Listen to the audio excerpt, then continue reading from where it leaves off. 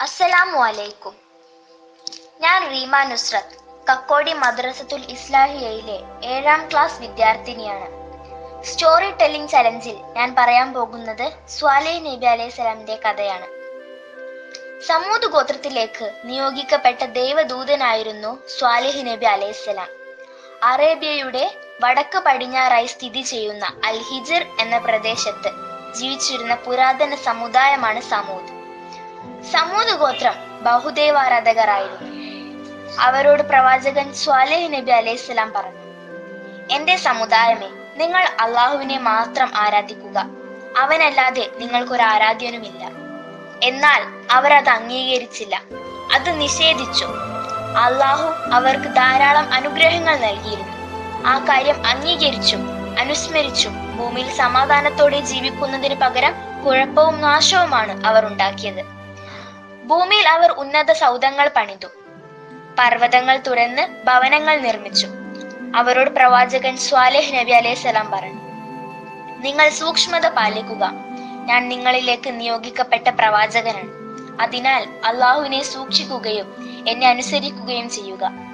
അവർ പറഞ്ഞു, നീ ഞങ്ങളെപ്പോലെ ഒരു മനുഷ്യൻ മാത്രമാണ്. നീ പ്രവാചകനാണെങ്കിൽ നിന്റെ ദൗത്യത്തിന് ഒരു ദൃഷ്ടാന്തം കൊണ്ടുവരിക. അങ്ങനെ തന്റെ പ്രവാചകത്വത്തിന് തെളിവായി സ്വാലിഹ് നബി അലൈഹിസ്സലാം ഒരു ഒട്ടകത്തെ കാണിച്ചു കൊടുത്തു. അവരോട് പറഞ്ഞു, ഇതാ ഒരു ഒട്ടകം, ഇതിനെ നിങ്ങൾ ഉപദ്രവിക്കരുത്. അങ്ങനെ സംഭവിച്ചാൽ നിങ്ങൾക്ക് വലിയ നാശങ്ങൾ വരും.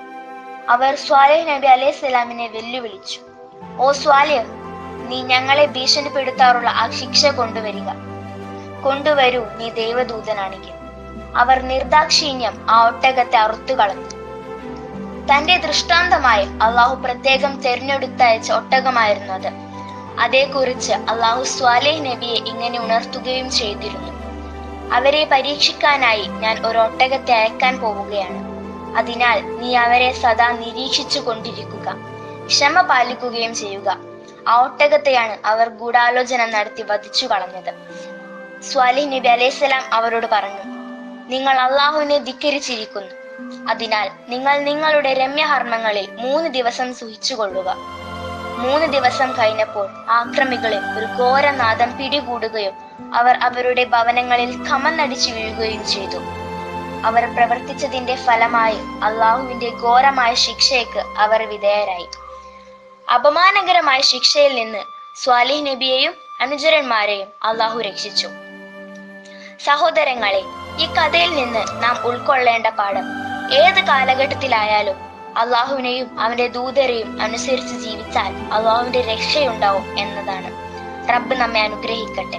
അസ്സലാമു അലൈക്കും.